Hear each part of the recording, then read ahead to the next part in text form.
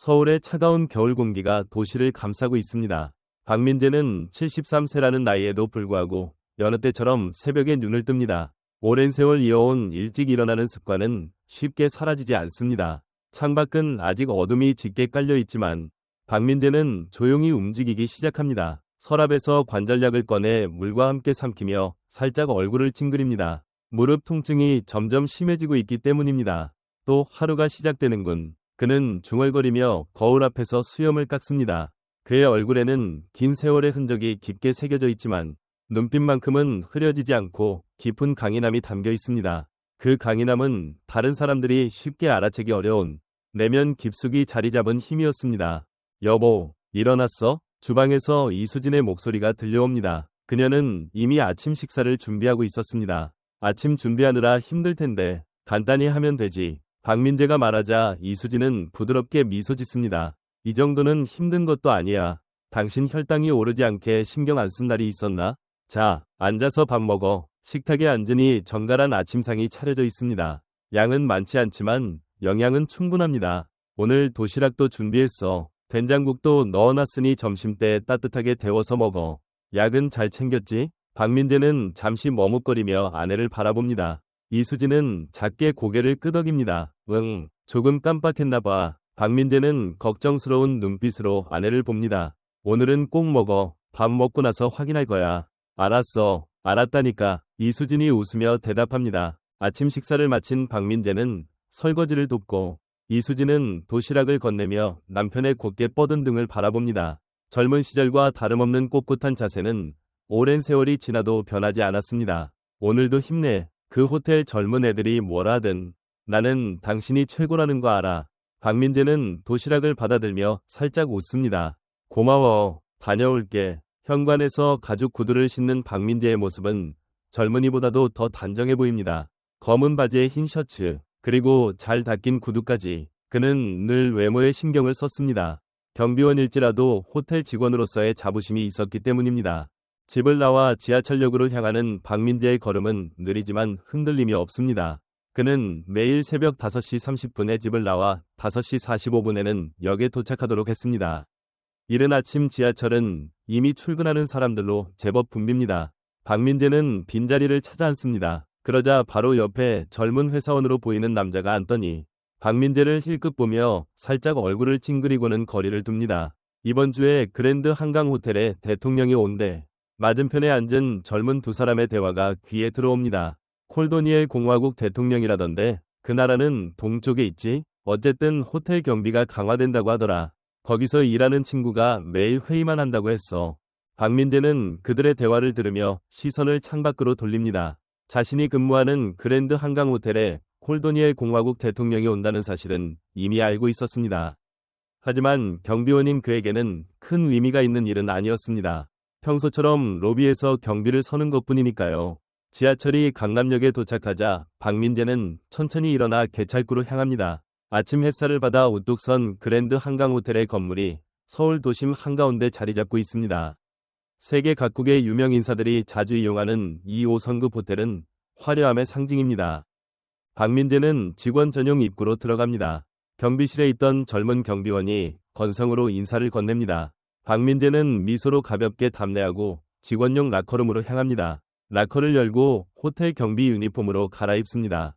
검은 정장에 호텔 로고 배지를 단정히 달고 거울 앞에서 넥타이를 고칩니다. 오늘도 외모는 완벽합니다. 라커룸을 나와 호텔 로비로 향합니다. 로비에 서자 화려한 샹들리에와 대리석 바닥, 세련된 인테리어가 아침 햇살과 어우러져 더욱 빛나 보입니다. 박 경비원, 오늘은 로비에서만 근무하세요. 경비팀장 김도현이 태블릿을 들고 다가옵니다. 오후부터 특별 손님 듀잉이 시작되니 다른 층은 신경 쓰지 않아도 됩니다. 알겠습니다. 특별히 주의할 점이 있습니까? 김도현은 태블릿을 보며 대답합니다. 평소대로 하면 됩니다. 중요한 손님 듀잉은 저희가 처리할 테니까요. 마치 나이 많은 당신이 할 수 있는 일은 많지 않다는 듯한 말투였지만 박민재는 표정 변화 없이 고개를 끄덕입니다. 알겠습니다. 최선을 다하겠습니다. 김도현은 이미 다른 곳으로 시선을 돌리며 바삐 떠납니다. 박민재는 자신의 자리에서 호텔 로비를 둘러봅니다. 아무도 그의 존재를 신경 쓰지 않는 것 같지만 그는 묵묵히 임무를 다합니다. 날카로운 시선으로 로비 구석구석을 살피며 풍부한 경험에서 비롯된 직감으로 의심스러운 점이 없는지 확인합니다. 로비는 오전이 되면서 점점 더 분주해집니다. 그때 호텔 직원들이 로비 한쪽으로 우르르 몰려가는 모습이 보입니다. 전 직원 미팅을 시작하겠습니다. 프런트 매니저가 큰 소리로 외칩니다. 박민재도 천천히 그 모임으로 향합니다. 이미 20명 정도가 로비 한가운데 모여있고 중앙에는 총지배인 최은영이 태블릿을 들고 서 있습니다. 모두 모였나요? 최은영은 주변을 둘러봅니다. 42세의 그녀는 완벽한 리더십과 카리스마로 호텔 전체를 이끄는 인물입니다. 해외 유명 호텔에서 경영학을 공부한 실력자로 실적과 효율을 최우선으로 여기는 성격입니다. 오늘 미팅의 주제는 곧 도착할 콜도니엘 공화국 대통령에 관한 것입니다. 최은영이 말을 이어가자 작은 웅성거림이 일어납니다. 콜도니엘 공화국 대통령은 한국과의 경제 협력 확대를 위해 방문하게 되었습니다. 그가 숙소로 우리 호텔을 선택한 것은 큰 영광입니다. 최은영은 태블릿을 조작하며 설명을 이어갑니다. 대통령 일행은 총 15명으로 20층 특별 스위트룸을 모두 사용합니다. 프런트 팀은 이미 준비를 마쳤고 룸서비스 팀도 콜도니엘 전통 요리를 준비하기 위해 다른 투숙객 3팀을 다른 층으로 이동시켰습니다. 모인 직원들은 고개를 끄덕이며 최은영의 설명을 듣습니다. 박민재는 뒤쪽에서 조용히 귀를 기울입니다. 다음은 경비 관련 사항입니다. 팀장이 설명하겠습니다. 최은영이 한 발 물러서자 김도현이 앞으로 나옵니다. 34세의 그는 전직 특수부대 출신으로 단단한 체격과 날카로운 눈빛을 가지고 있습니다. 내일부터 콜도니엘 공화국 대통령 방문에 맞춰 최신 AI 얼굴 인식 시스템을 가동할 예정입니다. 모든 출입은 실시간으로 체크됩니다. 김도현은 자신감 넘치는 목소리로 설명합니다. 이번에 도입한 시스템은 세계 최고 수준의 보안을 제공합니다. 각 직원의 배치와 임무는 이메일로 발송했으니 확인하세요. 특별층 출입은 지문 인증과 망막 스캔을 모두 통과해야 합니다. 김도현은 잠시 숨을 고르고 박민재를 향해 시선을 돌립니다. 박 경비원, 내일도 로비에서 근무하세요. 특별한 임무는 없습니다. 젊은 직원들 사이에서 킥킥거리는 소리가 새어나옵니다. 김도현의 말투에는 나이 많은 사람은 중요한 임무에 관여하지 말라는 뉘앙스가 담겨 있었습니다. 속도가 중요하니까요. 김도현이 미소를 띠며 말하자 주변 젊은 경비원들 중 몇몇이 고개를 끄덕이며 웃습니다. 하지만 박민재는 아무런 감정도 드러내지 않고 담담한 목소리로 대답합니다. 알겠습니다. 최은영이 다시 앞으로 나섭니다. 마지막으로 콜도니엘 공화국 대통령과 일행분들께 최고의 서비스를 제공할 수 있도록 힘쓰겠습니다. 그녀는 주변을 둘러보며 단호하게 말합니다. 우리는 그랜드 한강 호텔입니다. 자부심을 가지고 행동하세요. 모두가 각자의 자리로 돌아가기 시작합니다. 박민재도 천천히 자신의 자리로 돌아가려던 찰나 경비 스태프 윤대성이 다가옵니다. 박 선배님, 커피 한 잔 어떠세요? 31세의 그는 박민재를 존경하며 대하는 몇 안 되는 젊은 직원입니다. 고맙다, 대성아. 하지만 자리를 비우는 건 좀 괜찮아요. 금방 가져올게요. 오늘 좀 춥기도 하고요. 윤대성은 밝게 웃으며 카페로 향합니다. 박민재는 그의 뒷모습을 보며 작게 미소 짓습니다. 잠시 후 김도현이 몇몇 경비요원을 이끌고 호텔 현관 쪽으로 향하는 모습이 보입니다. 지나가던 김도현이 걸음을 멈추고 박민재를 봅니다. 박 경비원, 내일 특별 대응에서 혹시 수상한 인물을 봐도 직접 손대지 말고 인컴으로 연락하세요.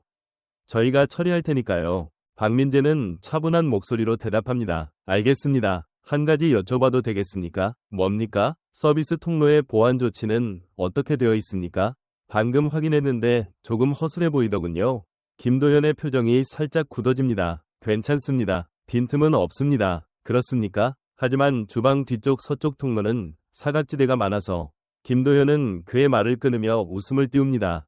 박 선배님, 걱정은 고맙지만 이미 AI가 모든 걸 체크하고 있습니다. 옛날 방식으로 생각할 필요는 없어요. 박민재는 더 이상 말하지 않고 고개를 끄덕일 수밖에 없습니다. 알겠습니다. 팀장님 말씀대로 하겠습니다. 호텔 로비는 점점 더 분주해집니다. 직원들은 콜도니엘 공화국 대통령을 맞이할 준비로 바삐 움직이고 로비 곳곳에 화려한 꽃장식이 세워집니다. 박민재는 그 모습을 조용히 지켜보며 자신의 일에 집중합니다. 그의 눈빛에는 경비원 이상의 책임감이 담겨 있으며 자세는 군인처럼 단정합니다. 그랜드 한강 호텔은 특별 손님을 맞이할 준비로 아침 시간을 보냅니다. 점심시간이 되자 박민재는 직원 휴게실로 향합니다. 작은 도시락을 들고 조용히 자리에 앉아 밥을 먹기 시작합니다. 휴게실은 이미 많은 직원들로 북적이고 테이블마다 활기찬 대화가 오갑니다. 조금 떨어진 테이블에서는 경비 스태프들이 앉아 내일 특별 대응에 대해 이야기하고 있습니다. 콜도니엘 공화국 대통령은 오후 3시에 공항에서 바로 오고 밤에는 특별층에서 만찬회를 연대. 경비는 전부 우리만 하는 거야? 대통령궁 여성 경호 책임자 이리나 코프가 온대. 그녀가 독자적인 경호팀을 이끌고 오지만 호텔 내부는 우리가 주도적으로 지키는 거야. 근데 아까 박 선배님이 팀장한테 뭐라고 하던데. 뭐였어? 서비스 통로가 위험하다고 하셨나 봐. 예전에 하던 경비 방식을 떠올리는 걸까? 쓴웃음이 터져 나옵니다. 마음은 이해하지만 실제 작업은 우리 몫이잖아. 나이도 많으시고 움직임도 느리니까. 그들은 그런 대화를 나누며 웃습니다. 박민재는 그 말을 들으면서도 담담한 표정을 유지합니다. 그때 윤대성이 휴게실로 들어와 박민재의 테이블로 다가옵니다. 박 선배님, 여기 계셨네요. 같이 밥 먹어도 될까요? 박민재는 미소 지으며 고개를 끄덕입니다. 윤대성은 도시락을 꺼내며 말합니다. 아까 팀장님이랑 이야기하신 거 역시 서비스 통로 때문이었죠? 박민재는 잠시 그를 바라보다 고개를 끄덕입니다. 그래, 좀 신경 쓰이는 부분이 있어서. 하지만 김 팀장이 괜찮다고 하니 그런가 보지. 윤대성은 동의하듯 고개를 끄덕이지만 표정에는 여전히 위문이 남아있는 듯합니다. 선배님, 예전에 어떤 일을 하셨어요? 보안에 대해 잘 아시는 것 같던데. 박민재는 미소 짓습니다. 그냥 오래 살다 보니 경험이 쌓인 거야. 더 이상의 설명은 하지 않고 윤대성도 더 묻지 않습니다. 두 사람은 말없이 점심을 마무리합니다. 점심시간이 끝나고 박민재는 다시 로비로 돌아갑니다. 겉보기에는 평소와 다를 바 없지만 내일의 특별 대응을 앞두고 약간의 긴장감이 감돕니다. 박민재는 로비를 지나가는 사람들 사이에서 수상한 움직임이 있는지 주의 깊게 살핍니다. 그때 서비스 통로 쪽으로 시선을 돌리자 한 남자가 보입니다. 호텔 제복을 입고 있지만 행동이 이상합니다. 남자는 주변을 살피며 조심스럽게 통로 안쪽으로 사라집니다. 저 사람은 직원인가? 박민재는 생각합니다. 하지만 그 행동은 어딘가 부자연스럽습니다. 따라가 볼까? 잠시 고민하지만 곧 김도현의 말이 떠오릅니다. 경비원은 로비에 있어야 합니다. 결국 박민재는 자리를 떠나지 않고 그대로 넘기기로 합니다. 정말 새로 들어온 직원일지도 모르지. 여기서 자리를 비우면 최 총지배인에게 혼날 거야. 박민재는 크게 숨을 내쉽니다. 자신의 자리에서 묵묵히 임무를 다하기로 합니다. 그랜드 한강 호텔의 로비는 체크인하는 손님과 레스토랑으로 향하는 손님들로 북적입니다. 박민재의 교대 시간이 다가오고 있을 때 낯선 얼굴이 다시 눈에 들어옵니다. 바로 그 남자가 호텔 제복을 입고 직원 출입구에서 나오는 모습입니다. 걸음걸이, 주변을 살피는 태도, 제복을 입은 모습 모두가 부자연스럽습니다. 박민재는 오랜 경험에서 얻은 직감에 거스를 수 없습니다. 남자는 로비를 천천히 걸으며 무언가를 찾듯 두리번거립니다. 그러다 멈춰서서 휴대폰을 꺼내 확인하더니 다시 걷기 시작합니다. 박민재는 남자를 계속 관찰합니다. 그러자 남자는 로비를 빠져나와 특별층 전용 엘리베이터 쪽으로 향합니다. 역시 수상해. 박민재는 인컴으로 경비팀에 연락하려 하지만 그 순간 김도현이 다른 직원들과 함께 로비로 내려오는 모습이 보입니다. 박민재는 인컴을 내리고 직접 말을 걸기로 합니다. 김 팀장님, 잠시 이야기 좀 할 수 있습니까? 네, 뭡니까? 저기 제복 입은 남자 보이십니까? 김도현은 박민재가 가리키는 방향을 봅니다. 보입니다. 근데 왜 그러십니까? 저 남자, 좀 수상합니다. 행동이 부자연스럽고 주변을 지나치게 신경 쓰는 것 같습니다. 김도현은 잠시 남자를 바라보다가 다시 박민재에게 시선을 돌립니다. 박 선배님, 저 사람은 어제 들어온 신입이에요. 청소팀에 새로 배치된 직원입니다. 하지만 움직임이 이상합니다. 제복도 제대로 입지 않았고 김도현은 쓴웃음을 지으며 박민재의 어깨를 가볍게 두드립니다. 아직 익숙하지 않은 걸 겁니다. 신입 직원들한테 흔한 일이에요. 박민재는 납득하지 못한 표정이지만 김도현은 시계를 확인하며 말을 잇습니다. 지금 대통령 방문 준비로 손이 부족해요. 걱정하지 않으셔도 시스템이 다 감시하고 있습니다. 신입이라 긴장해서 이상 행동을 보일 수도 있죠. 그러면서 김도현은 주변에 들리지 않게 작은 목소리로 중얼거립니다. 오늘은 할아버지가 너무 의심이 많으신가? 박민재는 그 말을 들어도 표정을 바꾸지 않고 다시 자리로 돌아갑니다. 하지만 그 남자에 대한 의심은 지울 수 없습니다. 내 직감은 좀처럼 틀린 적이 없는데 남자는 특별 엘리베이터에서 멀어져 다시 서비스 통로 쪽으로 향합니다. 그때 윤대성이 다가옵니다. 박 선배님, 이제 교대 시간이에요. 오늘도 수고하셨습니다. 박민재는 잠시 생각에 잠기더니 윤대성에게 묻습니다. 대성아, 저기 통로로 가는 제복 입은 남자 본 적 있나? 낯이 익지 않네요. 신입일지도 모르지만 청소 담당이라면 지금 20층 특별실 준비를 돕고 있어야 하는데요. 박민재의 눈빛이 날카롭게 빛납니다. 내 직감이 또 틀리지 않았을지도 모르겠군. 대성아, 좀 도와줄 수 있겠나? 저 남자, 수상해. 알겠습니다. 그렇게 두 사람은 김도연 몰래 독자적으로 움직이기로 결정합니다. 그랜드 한강 호텔은 콜도니엘 공화국 대통령을 맞이할 준비로 분주합니다. 박민재와 윤대성은 어젯밤의 결정을 떠올리며 조심스럽게 움직입니다. 대성아, 오늘은 특히 서비스 통로와 전기 제어실 주변을 주시해야 해. 어제 그 남자가 수상했어. 박민재의 목소리는 낮지만 단호합니다. 윤대성은 고개를 끄덕이며 대답합니다. 알겠습니다. 선배님, 제가 먼저 통로를 확인해 볼게요. 두 사람은 김도현 팀장에게 알리지 않고 독자적으로 계획을 세웁니다. 아침이 되자 호텔 로비는 화려한 꽃장식과 세련된 조명으로 가득 찹니다. 직원들은 모두 완벽한 제복을 입고 각자의 자리에 서 있습니다.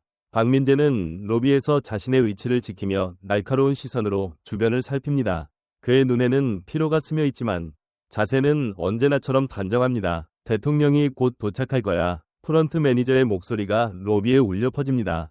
직원들은 긴장한 표정으로 준비를 마무리합니다. 그때 서비스 통로에서 희미한 소리가 들립니다. 박민재는 순간적으로 귀를 기울입니다. 대성아, 저기 소리가 나. 그는 윤대성에게 신호를 보내고 조심스럽게 통로 쪽으로 다가갑니다. 통로 안은 조용하고 대부분의 직원들이 로비에 나가 있는 터라 텅 비어 있습니다. 전기 제어실 근처에서 또다시 소리가 들리자 박민재는 걸음을 멈춥니다. 누가 있나? 그는 속으로 중얼거리며 문틈으로 안을 들여다봅니다. 제어실 문이 살짝 열려 있고 안에서 무언가를 조작하는 듯한 소리가 납니다. 박민재는 주변을 살피며 무기가 될 만한 것을 찾습니다. 벽에 걸린 소화기를 손에 들고 더 가까이 다가갑니다. 문틈으로 보니 어제 본 그 남자가 전기 제어 패널 앞에서 작업하고 있습니다. 장갑을 끼고 작은 가방을 옆에 두고 도구와 전자장치 같은 것을 꺼내고 있습니다.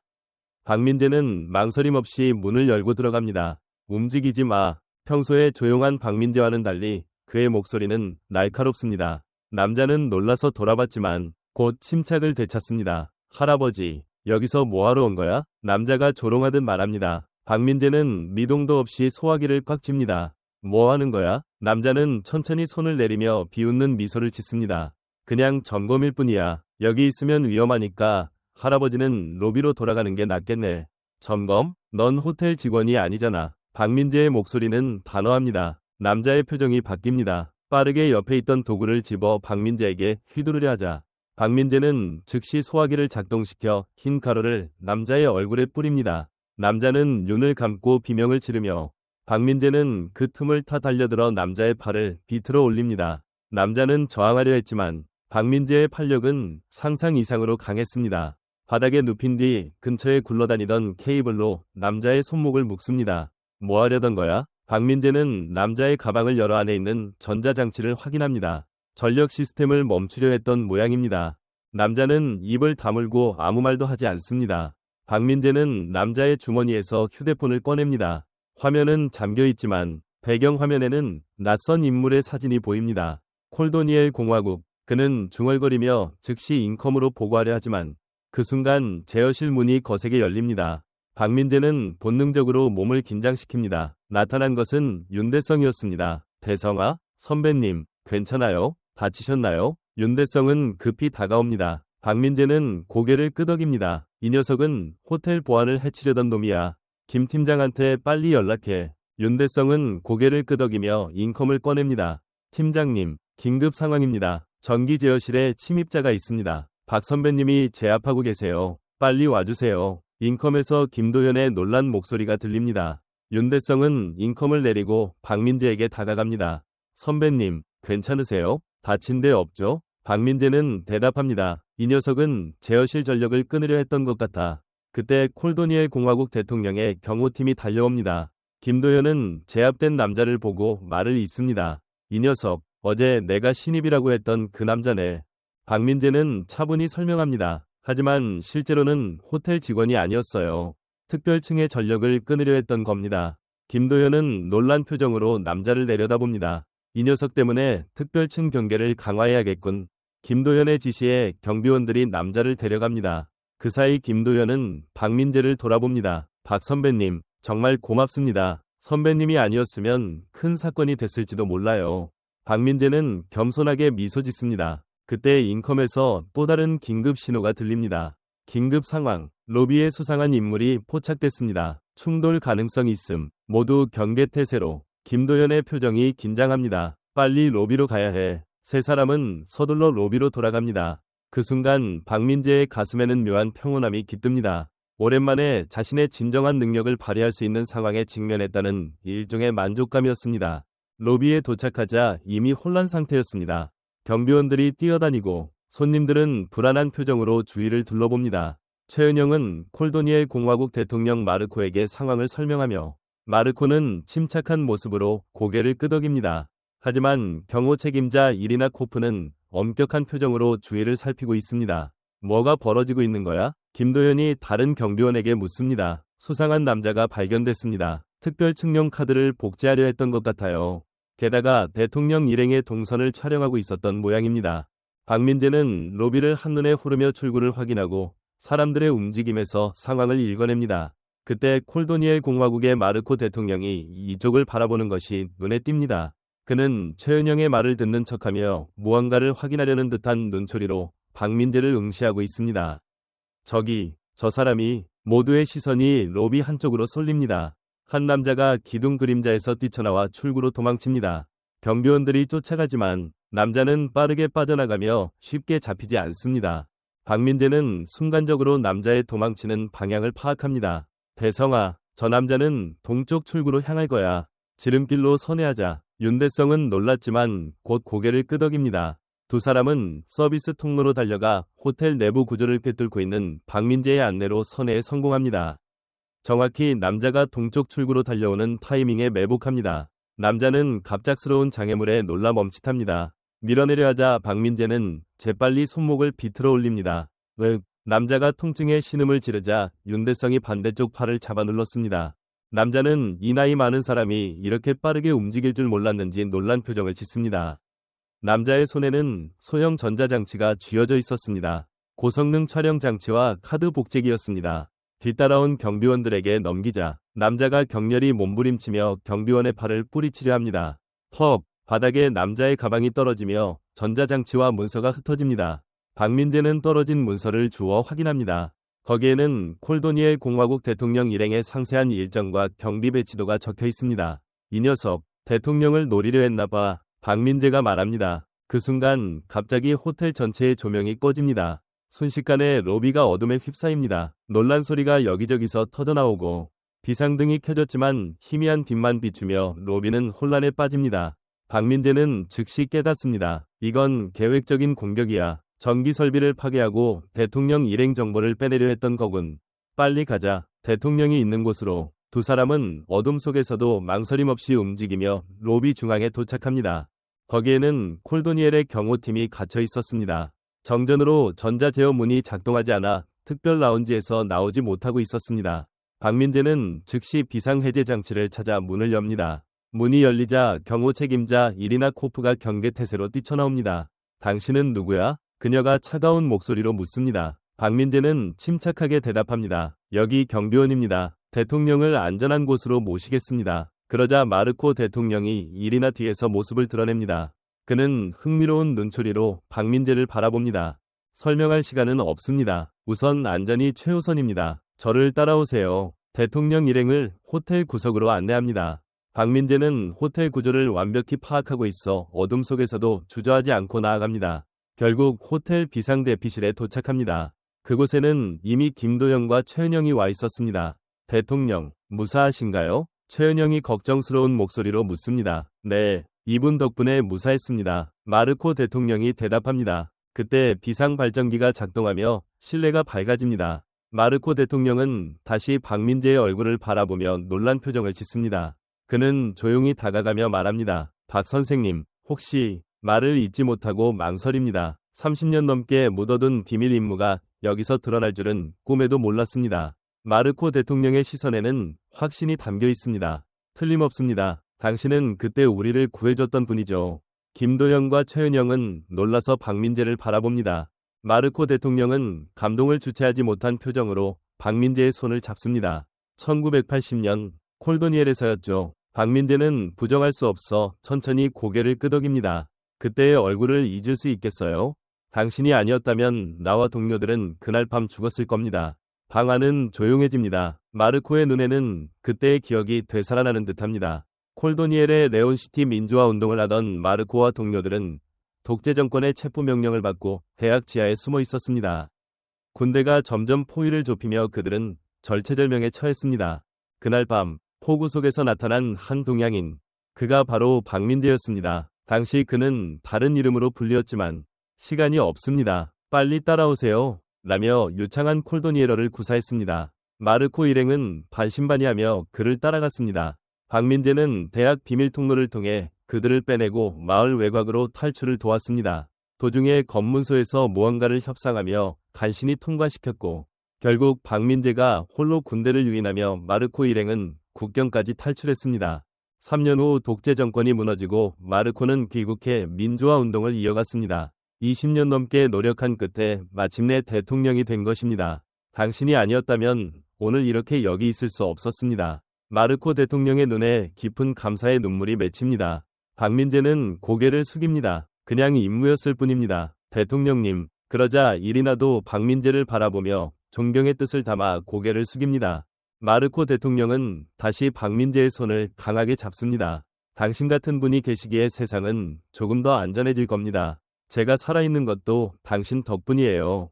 박민재의 눈에는 복잡한 감정이 스쳐갑니다. 오랫동안 숨겨온 과거가 이렇게 갑작스럽게 드러날 줄은 몰랐습니다. 그때 다른 경비원들이 들어오며 보고합니다. 팀장님, 상황이 진정됐습니다. 수상자들은 모두 확보했고 전력 복구 작업을 시작했습니다. 이제 위험은 없습니다. 김도연이 고개를 끄덕이며 말합니다. 대통령님, 이제 특별층으로 돌아가실 수 있습니다. 마르코 대통령은 여전히 박민재의 손을 놓지 않은 채 김도연을 바라봅니다. 박 선생님, 오늘 밤 함께 저녁을 드실 수 있겠습니까?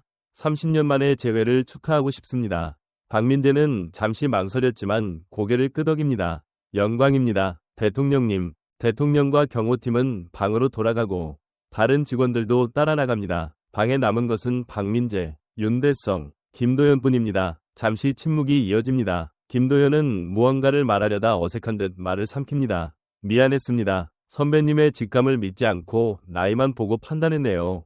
박민재는 고개를 끄덕입니다. 신경 쓰지 마. 당신은 당신 방식대로 최선을 다한 거야. 다 잘 됐으니 그걸로 충분해. 그는 김도연의 어깨를 가볍게 두드립니다.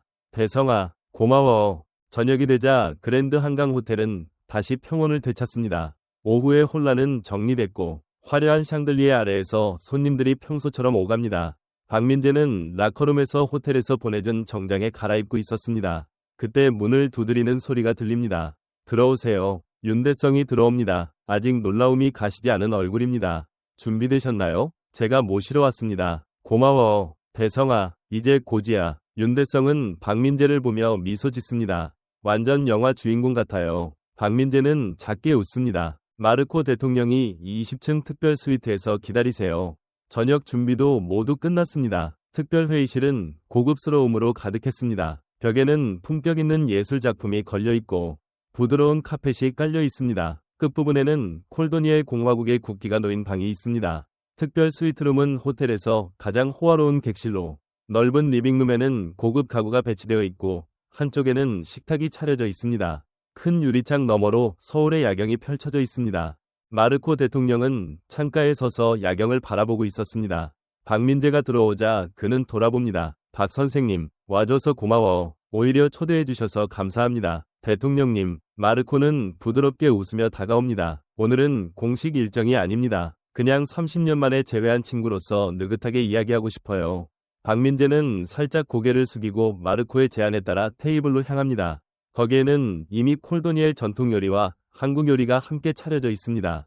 그들은 자리에 앉고 이리나와 몇몇 고위 인사도 동석합니다. 마르코는 잔을 듭니다. 박 선생님, 30년 만에 재회를 축하하며 그리고 오늘 다시 저를 구해줬던 것에 감사하며 모두가 잔을 부딪히며 식사가 시작됩니다. 대화는 자연스럽게 이어집니다. 마르코는 지난 30년간 콜도니엘에서 있었던 일을 열정적으로 이야기합니다. 박민재는 조용히 듣고 있습니다. 자신의 작은 행동이 한 나라의 역사에 큰 영향을 미쳤다는 사실에 복잡한 감동을 느낍니다.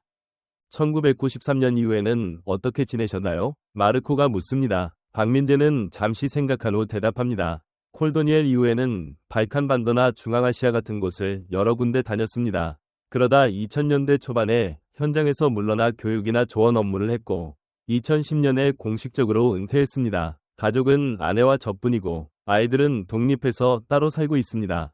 특별한 일 없이 조용히 생활하고 있어요.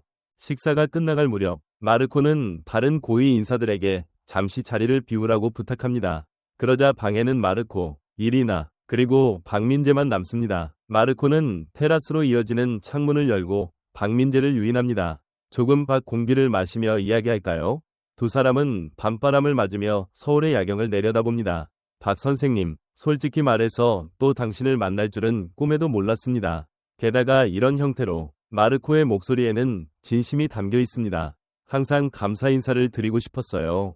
하지만 당신의 정보는 엄격히 관리돼서 연락할 방법이 없었어요. 박민재는 고개를 끄덕입니다. 그런 업무였으니까요. 그림자 속에서 움직이는 게 당연했죠. 그러자 마르코는 깊은 눈빛으로 박민재를 바라봅니다. 이제 그림자 세계에서 나와도 괜찮지 않겠습니까?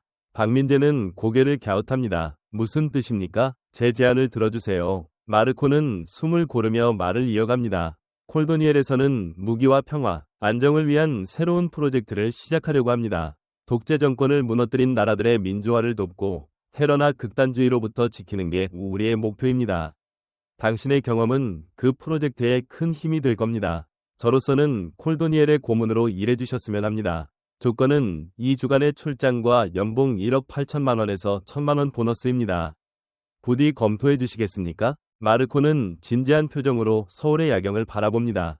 박민재는 고민에 잠깁니다. 매력적인 제안입니다. 자신의 지식과 경험을 다시 살릴 기회가 될지도 모릅니다. 하지만 정말로 이제 와서 그런 생활을 할 수 있을까요? 박민재는 작게 숨을 내쉬며 대답합니다. 너무 갑작스러워서 조금 생각할 시간이 필요합니다. 마르코는 이해한다는 듯 고개를 끄덕입니다. 물론입니다. 언제든 마음이 정해지면 말씀해 주세요. 오늘 밤은 즐거운 시간이었습니다. 박민재는 마르코 대통령과의 저녁 식사를 마치고 특별 스위트룸을 나섭니다. 복도를 지나는데 문 앞에서 최은영 총지배인이 기다리고 있습니다. 그녀의 표정은 긴장과 기대가 섞여 있습니다. 박 선배님, 여기 계셨군요. 최은영이 살짝 놀란 목소리로 말을 건넵니다. 박민재는 의아한 눈빛으로 그녀를 바라봅니다. 지배인님, 여기서 무슨 일이십니까? 최은영은 잠시 머뭇거리더니 손에 든 봉투를 내밉니다. 박 선배님께 드릴 말씀이 있어서요.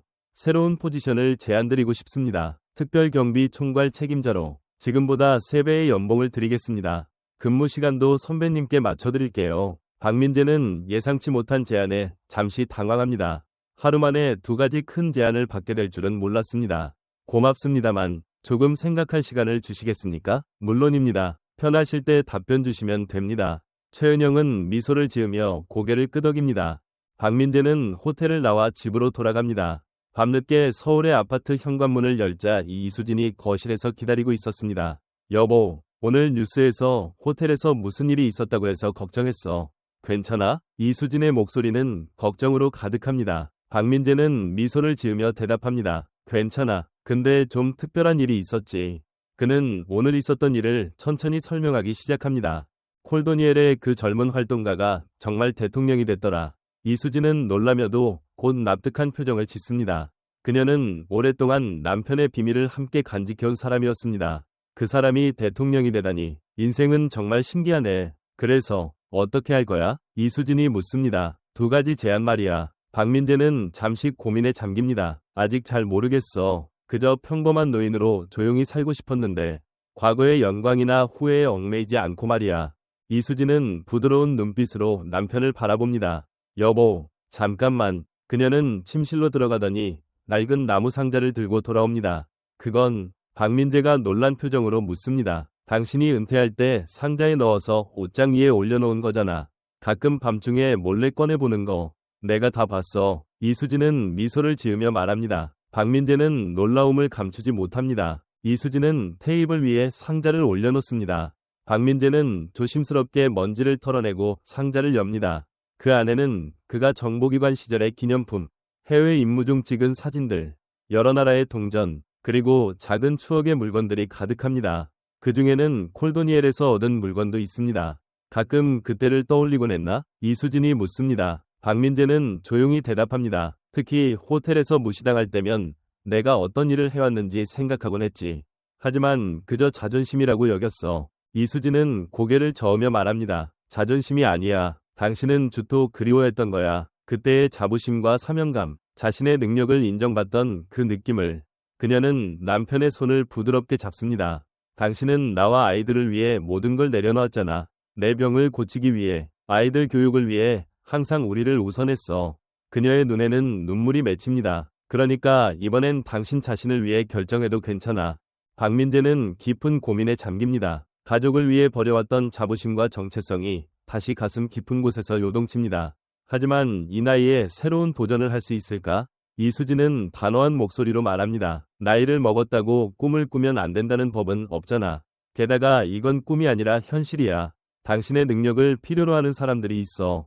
이런 기회는 우연이 아니라 필연이라고 생각해. 두 사람은 한동안 말없이 앉아 있습니다. 박민재는 상자 안에 물건 하나를 집어들고 과거의 기억을 더듬습니다. 그 물건들은 모두 그의 인생의 일부였습니다. 그러다 그의 눈빛이 점점 강한 결의로 물듭니다. 결정했어. 콜도니엘의 고문직을 받아들일 거야. 내 경험이 도움이 된다면 손을 보태고 싶어.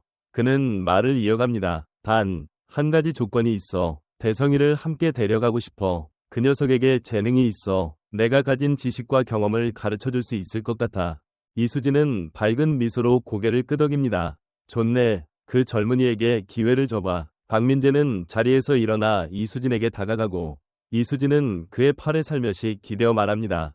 당신은 항상 올바른 선택을 해왔어. 이번에도 분명 그럴 거야. 두 사람은 서로를 바라보며 조용한 확신을 나눕니다. 다음 날 아침, 박민재는 여느 때처럼 일찍 눈을 뜹니다.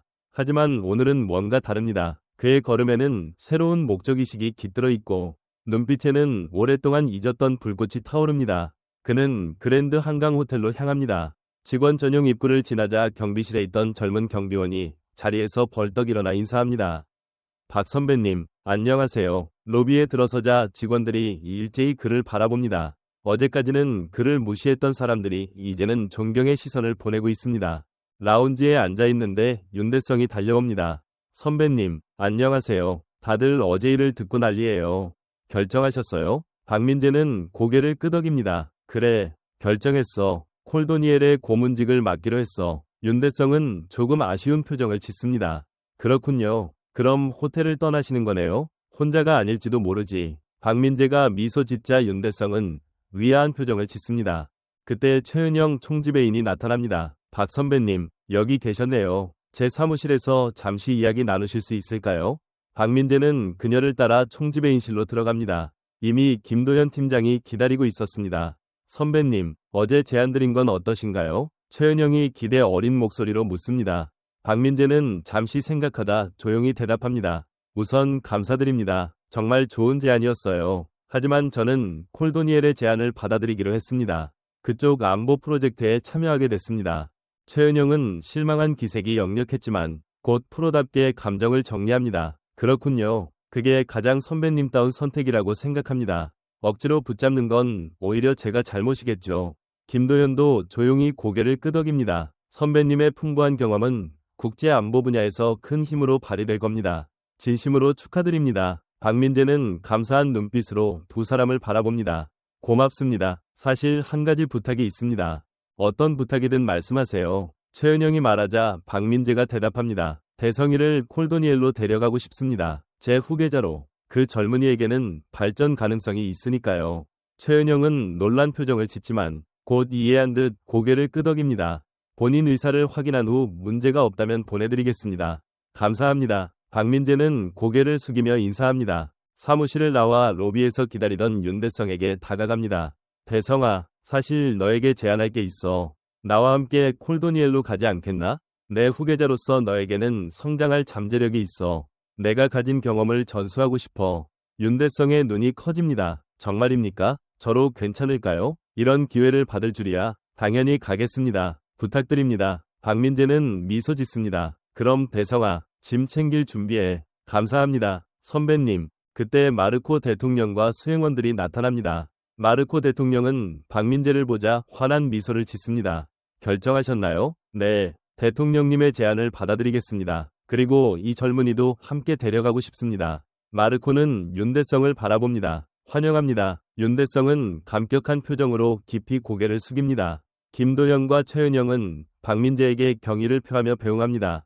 다시 뵙겠습니다. 30년 전과는 또 다른 형태로. 마르코 대통령이 말하자 박민재는 단단히 악수를 나눕니다. 네, 이번엔 빗속에서 함께 일할 수 있어 기쁩니다. 그들은 호텔을 나섭니다. 밖에는 마르코 대통령의 전용 차량이 대기 중이고 주변을 경호대가 둘러쌉니다. 박민재는 문득 뒤를 돌아 그랜드 한강 호텔을 올려다봅니다. 이별은 언제나 쉽지 않죠. 마르코가 중얼거립니다. 그렇죠. 하지만 이별은 새로운 만남의 시작이기도 합니다. 박민재가 대답합니다. 73세의 나이에 박민재는 새로운 여정을 시작하려 합니다. 그의 가슴에는 오랫동안 느끼지 못했던 설렘과 자부심이 가득합니다. 박민재의 인생에 새로운 장이 열리려 하고 있었습니다. 박민재와 윤대성은 그랜드 한강 호텔을 떠나 콜도니엘로 향하는 여정을 준비합니다. 호텔 로비를 마지막으로 돌아보는 박민재의 눈빛에는 아쉬움과 새로운 시작에 대한 설렘이 공존합니다. 이곳에서 정말 많은 시간을 보냈지. 그는 속으로 중얼거리며 로비의 화려한 샹들리에와 대리석 바닥을 한 번 더 눈에 담습니다. 윤대성은 그의 곁에서 조용히 서 있다가 말합니다. 선배님, 이곳을 떠나시기 아쉽진 않으세요? 박민재는 미소를 지으며 대답합니다. 아쉽지 않다면 거짓말이겠지. 하지만 새로운 도전이 기다리고 있잖아. 마르코 대통령의 전용 차량이 호텔 앞에서 대기하고 있습니다. 경호팀이 차량 주변을 철저히 감시하며 마르코 대통령은 차 문을 열고 박민재와 윤대성을 기다립니다. 박 선생님, 준비되셨나요? 마르코가 따뜻한 목소리로 묻습니다. 네, 대통령님, 이제 출발할 준비가 됐습니다. 박민재가 대답하며 차에 올라탑니다. 윤대성도 긴장한 표정으로 따라 탑니다. 차 문이 닫히고 차량은 천천히 호텔을 떠나 인천국제공항으로 향합니다. 차 안에서 마르코 대통령은 박민재와 조용히 대화를 나눕니다. 콜도니엘은 지금 큰 변화를 겪고 있습니다. 독재 정권이 무너진 후에도 안보와 평화는 여전히 도전 과제예요. 박 선생님의 경험이 우리에게 큰 힘이 될 겁니다. 마르코의 목소리는 진지합니다. 박민재는 고개를 끄덕이며 말합니다. 저도 도움이 되고 싶습니다. 오랜 세월 동안 쌓아온 경험을 나눌 수 있다면 더 바랄 게 없죠.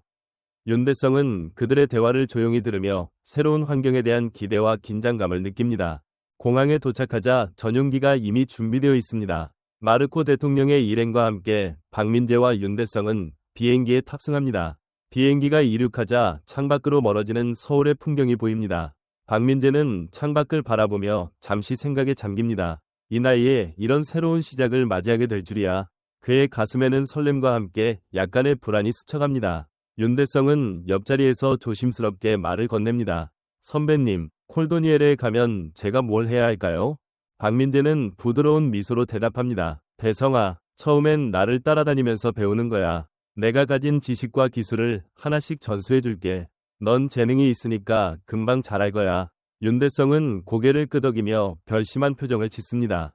열심히 하겠습니다. 선배님, 비행기 안은 조용하지만 마르코 대통령과 그의 수행원들은 앞으로의 계획에 대해 열띤 논의를 이어갑니다. 박민재는 그들의 대화를 들으며 콜도니엘의 상황을 조금씩 이해하기 시작합니다. 몇 시간 후 비행기는 콜도니엘의 수도 레온시티에 착륙합니다. 공항에 내리자 따뜻한 공기가 그들을 맞이합니다. 공항은 경호팀과 환영 인파로 북적입니다. 마르코 대통령은 차분한 미소를 지으며 손을 흔들고 박민재와 윤대성은 그의 뒤를 따라 차량으로 이동합니다. 차 안에서 마르코가 말합니다. 레온시티는 과거의 상처를 치유하며 새로운 미래를 만들어가고 있습니다. 하지만 아직 갈 길이 멀죠. 박민재는 창밖으로 보이는 낯선 풍경을 바라보며 고개를 끄덕입니다. 그들은 레온시티 중심부에 위치한 정부 청사로 이동합니다. 청사에 도착하자 마르코 대통령은 박민재와 윤대성을 안내하며 말합니다. 여기가 앞으로 우리가 함께 일할 장소입니다. 이곳에서 안보 프로젝트를 운영할 예정이에요. 청사 내부는 현대적이면서도 엄격한 분위기로 가득합니다. 복도를 지나며 만나는 직원들은 박민재와 윤대성을 호기심 어린 눈초리로 바라봅니다. 윤대성은 약간 긴장한 표정으로 주변을 둘러봅니다. 회의실에 들어서자 이미 몇몇 고위 관계자들이 기다리고 있었습니다. 마르코 대통령이 소개합니다. 여기 계신 분이 박민재 선생님이십니다. 앞으로 우리 안보 프로젝트의 고문으로 함께해 주실 겁니다. 그리고 이쪽은 윤대성 씨로 박 선생님의 후계자로 함께 일할 예정입니다. 회의실 안의 사람들은 박민재와 윤대성에게 따뜻한 박수를 보냅니다. 박민재는 차분히 고개를 숙이며 인사하고 윤대성은 약간 어색한 미소를 지으며 따라합니다. 회의가 시작됩니다. 마르코 대통령은 프로젝트의 목표를 설명합니다. 우리의 목표는 독재 정권에서 벗어난 국가들의 민주화를 지원하고 테러와 극단주의로부터 그들을 보호하는 겁니다. 이를 위해 국제적인 협력과 첨단 보안 시스템을 도입할 예정입니다. 박민재는 그의 설명을 들으며 과거 자신이 경험했던 임무들을 떠올립니다. 이런 프로젝트라면 내 경험이 분명 도움이 되겠군. 그는 속으로 생각합니다. 회의 중 한 관계자가 질문을 던집니다. 박 선생님, 과거에 비슷한 프로젝트를 경험하신 적이 있나요? 박민재는 잠시 생각한 후 대답합니다. 네, 과거에 여러 지역에서 안보 관련 임무를 수행한 적이 있습니다. 특히 발칸반도와 중앙아시아에서 테러 방지와 민주화 지원 작업에 참여했죠. 그때의 경험이 이 프로젝트에 도움이 될 거라 믿습니다. 그의 대답에 관계자들은 고개를 끄덕이며 신뢰를 표합니다. 회의가 끝난 후 마르코 대통령은 박민재와 윤대성을 데리고 청사 내 숙소로 안내합니다. 오늘은 긴 여정으로 피곤하실 테니 푹 쉬세요. 내일부터 본격적으로 일을 시작할 겁니다. 숙소는 깔끔하고 편안한 공간으로 창밖으로는 레온시티의 야경이 펼쳐져 있습니다.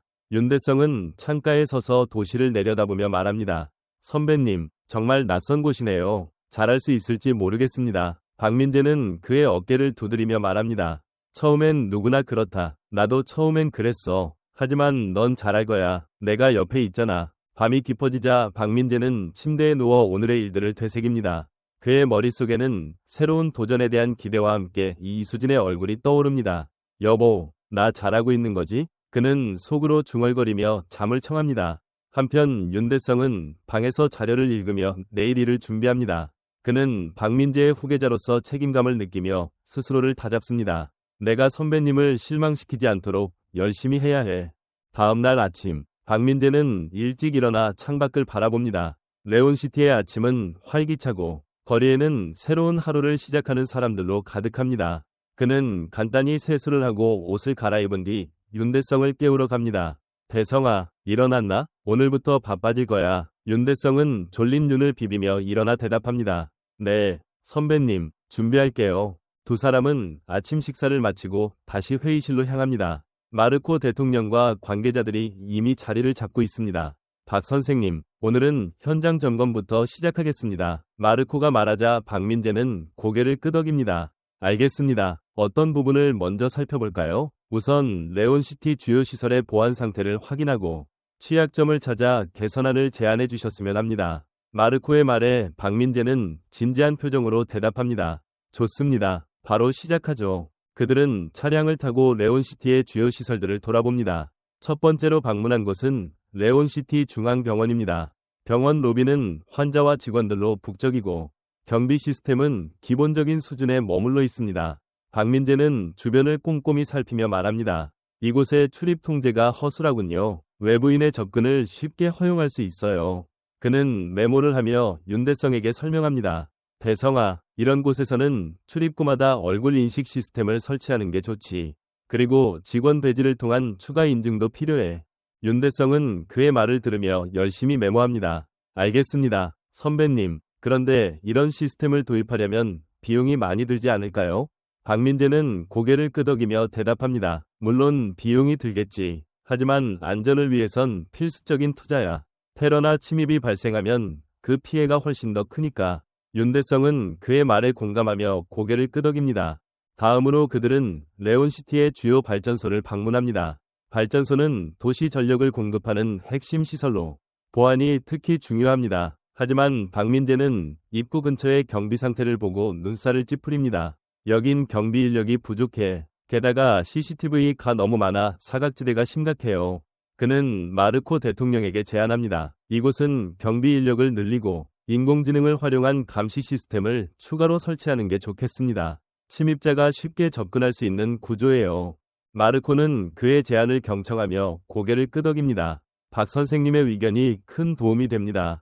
바로 조치를 취하도록 하겠습니다. 현장 점검을 마친 후 그들은 다시 청사로 돌아옵니다. 박민재는 하루 동안의 점검 결과를 정리하며 보고서를 작성합니다.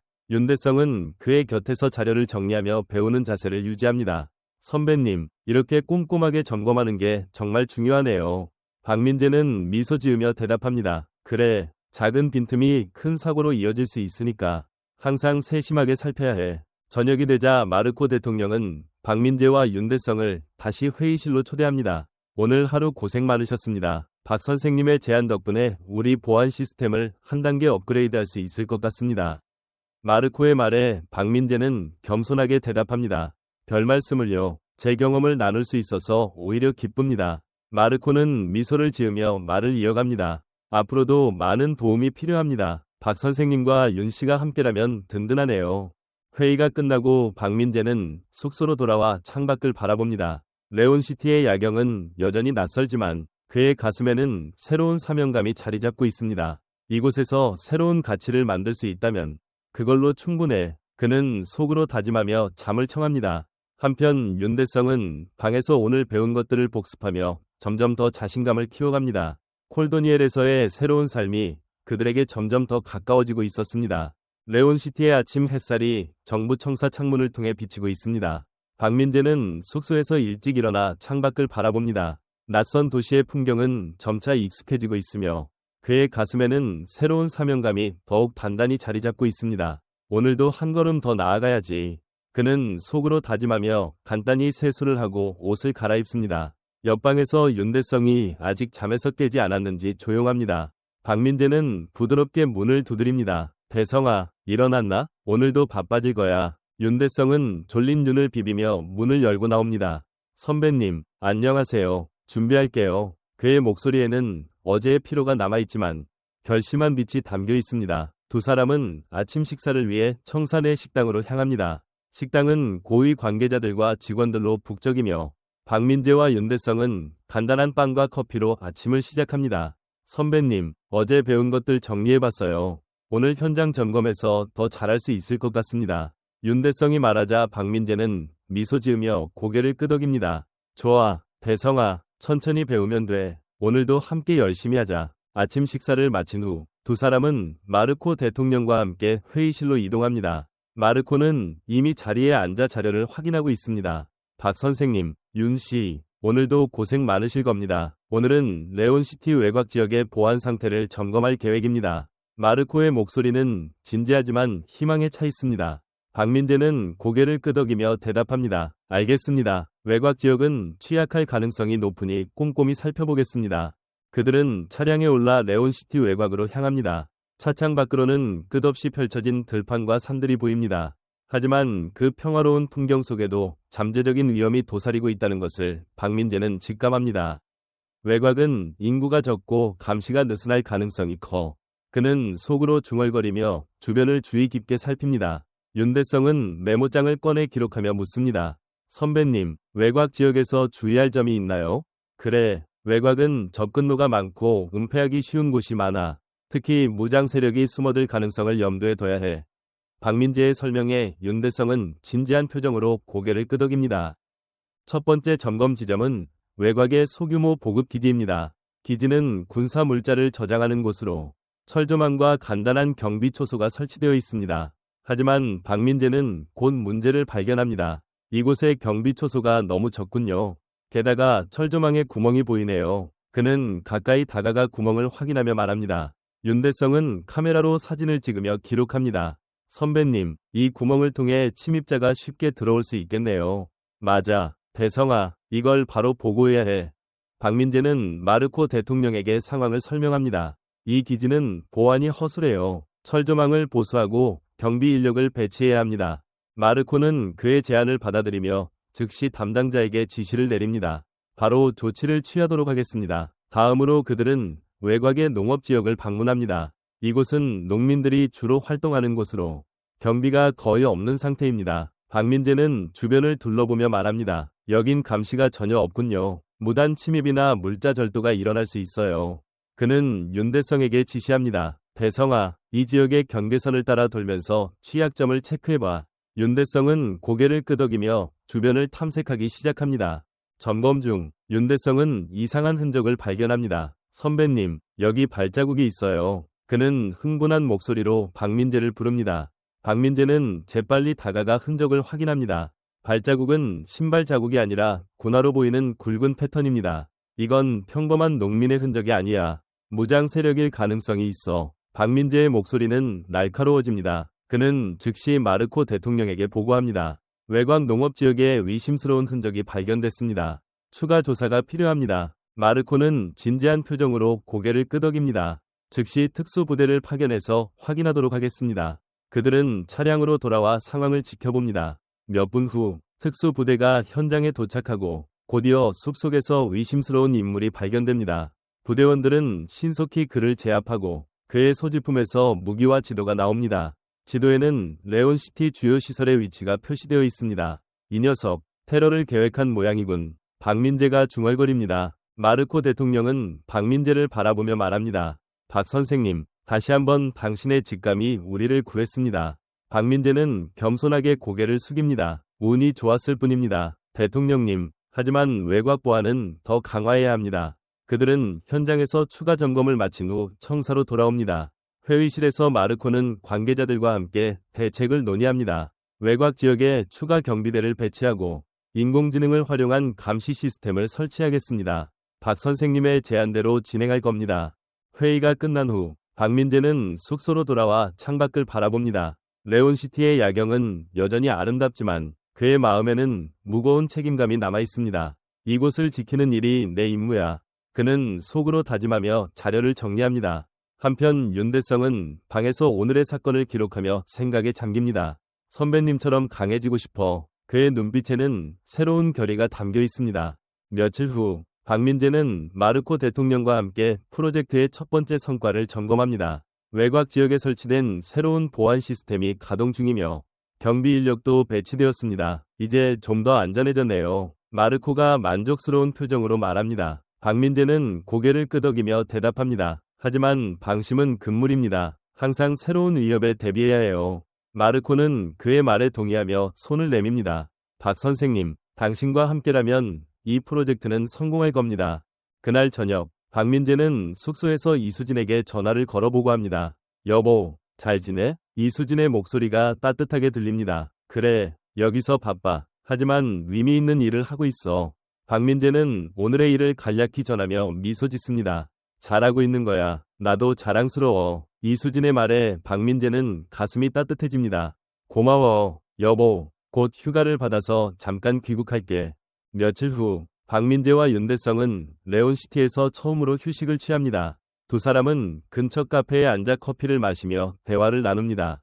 선배님, 저도 이제 조금 자신감이 생겼어요.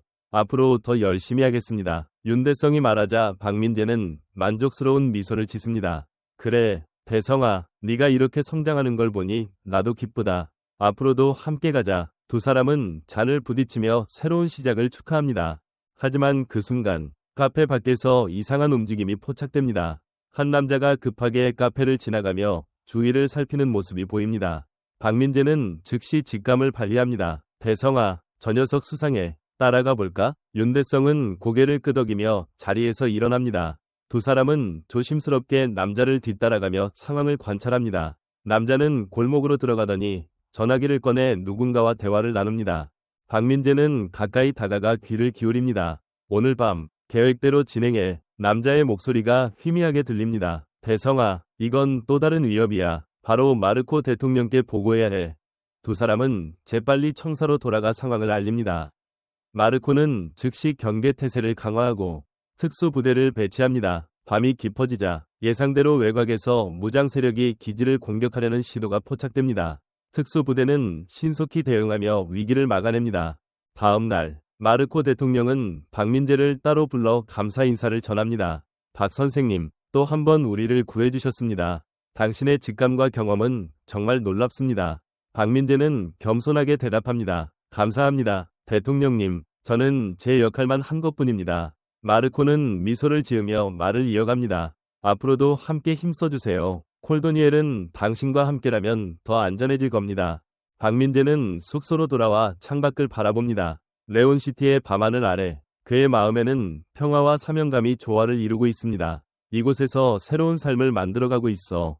그는 속으로 중얼거리며 잠에 듭니다. 윤대성은 방에서 오늘의 사건을 기록하며 미래를 다짐합니다. 선배님처럼 되고 싶어. 콜도니엘에서의 여정이 이제 막 본궤도에 올랐습니다.